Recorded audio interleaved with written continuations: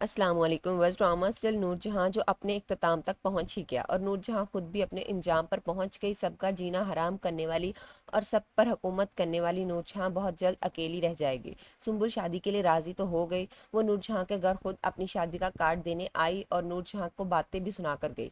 ये सब देखकर दिल में उबाल तो उठ रहे होंगे कि मैं आपकी कैद से आज़ाद हो गई। नूरजहां इसे बातें सुनाने की कोशिश करेगी तो सुंबुल भी साफ कह देगी कि अब मैं आपकी बहू नहीं हूँ जो आप मुझे बातें सुनाएंगी। और नूरजहां की अच्छी खासी करती है। पास माहा और सफ़ीर भी बैठे थे तो माहा तो अंदर ही अंदर से बहुत खुश होती है और हंसती है कि बिल्कुल ठीक इलाज हो रहा है इस नूरजहां का। अब नूरजहां की सब बहुएं और शायद बेटे भी इसके हुक्म मान मान कर थक चुके हैं। इसलिए अब सफीना भी हुनैद से यही कहती है कि ज़िंदगी बहुत लंबी है और बेटियों को तो बहुत सी आजमाइशों से गुजरना पड़ता है। हुनैद तो अपनी बेटी से बहुत प्यार करता है तो यही पूछेगा कि क्या कहना चाहती हो। तो सफीना जो अपनी बेटी के हक के मुतल्लिक बात कर रही है कि इस घर में मेरी बेटी की कोई अहमियत नहीं, हर चीज़ इख्तियार शाह के लिए बनाई जाती है और आपकी अम्मा भी इसे बिल्कुल भी अहमियत नहीं देती, जैसे मेरी बेटी नज़र ही ना आती हो। हुनैद भी अब अपनी बेटी के लिए स्टैंड लेगा, इसके हक के लिए अपनी माँ से बात करेगा। तो ये नूरजहां तो साफ सुना देगी कि सबसे पहले इख्तियार शाह और इसके बाद ये ही कोई और। ये बात जब हुनैद सुनता है तो उसे तो बहुत दुख होता है कि इसकी अम्मा इसकी बेटी के साथ ऐसा क्यों कर रही है, क्योंकि वो तो बाप है। वो तो अपनी बेटी को अपनी जान से भी ज़्यादा प्यार करता है, इसलिए अपनी माँ की इस बात से इसका दिल दुखता है। नूरजहां सफ़ीर से भी कहेगी कि अपनी बीवी से कहो कि ये नौकरी छोड़ दे, इसे नौकरी करने की क्या ज़रूरत है, अपने बेटे पर तवज्जो दे। मुझे नहीं पसंद कि मेरे पोते को मेड संभाले। तो सफ़ीर भी माँ के हक में बोल पड़ेगा कि इसे जॉब करने से मत रोके, इसका पूरा हक है। तो नूरजहां दो टोक अल्फाज में कह देगी कि जब मैंने कह दिया कि तुम्हारी बीवी माह नौकरी नहीं करेगी तो मतलब नहीं करेगी। अब ये सफ़ीर भी मुश्किल में फंस गया है कि वो माह से कैसे बात करे, क्योंकि इसने शर्त भी रखी थी कि अगर मैं इस घर में रहूंगी तो अपनी नौकरी नहीं छोड़ूंगी। तो वो एक दफ़ा फिर से माह से बात करने की कोशिश करेगा तो माह भी साफ कह देगी कि मैं तुम्हें तो छोड़ सकती हूँ लेकिन ये नौकरी नहीं, इसलिए अब फैसला तुम्हारे हाथ में है कि तुम मेरे साथ रहना चाहते हो या नहीं।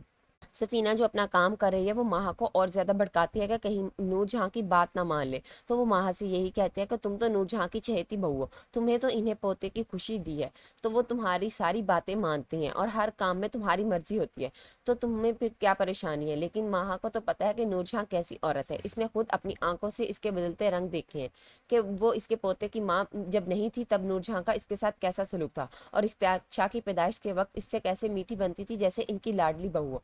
तो ये माहा भी अब सफ़ीर को कह देगी कि अब तुम्हें फैसला ही करना ही होगा, तुम्हारी अम्मा या फिर तुम, मैं और तुम्हारा बेटा, इनमें से एक को चुनना होगा। ये सुनकर सफ़ीर भी अब परेशान है कि वो करे तो क्या करे।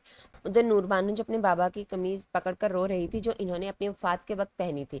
जब नूरजहां के बेटों ने इन्हें घर से निकाला था तो वो वहाँ मुराद आता है तो नूरबानो से इसकी परेशानी की वजह पूछेगा तो नूरबानो इसे बता देगी कि मेरे बाबा की वही कमीज़ है जो तुमने और तुम्हारे भाइयों ने मिलकर फाड़ी थी और इसी बेइज्जती की वजह से मेरे बाबा की मौत हुई थी। ये सुनकर मुराद को भी हैरानी होगी कि इसे सब इल्म था तो इसने हमें कुछ भी नहीं कहा। तो नूरबानो भी आज मुराद से कह देगी कि मैं अब तुम्हारे साथ ये झूठी जिंदगी नहीं गुजार सकती और शायद तलाक की भी डिमांड कर दे। लेकिन मुराद नूरबानो से माफ़ी मांगेगा कि मुझे माफ़ कर दो, मुझसे बहुत बड़ी गलती हो गई। हो सकता है कि कुछ देर गुस्सा करने और नाराज़गी के बाद नूरबानो इसे माफ़ कर दे, क्योंकि वो भी तो मुराद से मोहब्बत करती है। ये सोचकर माफ़ कर दे कि ये भी अपनी माँ की बातों में आ गया। जो भी हो, लेकिन अब नूरजहां तो अकेली रह गई। अब इसके दूसरे दोनों बेटे भी चले जाएंगे। इस साल की सालगिरह नूरजहां अकेली ही मनाएगी, अपनी बर्थडे का केक अकेले ही काटेगी। तब शायद इसे एहसास होगा कि इसने कितनी बड़ी गलती की, कितने लोगों की जिंदगियां अजाब बनाई, लेकिन तब भी कोई फ़ायदा नहीं होगा, तब वक्त गुजर गया होगा। तो व्यूवर्स, आपको क्या लगता है कि नूरबानो मुराद को माफ़ कर देगी या नहीं, और क्या इसे माफ़ कर देना चाहिए? अपनी राय का इज़हार कमेंट सेक्शन में ज़रूर कीजिए। मिलते हैं अगली वीडियो में, तब तक के लिए अल्लाह हाफिज़।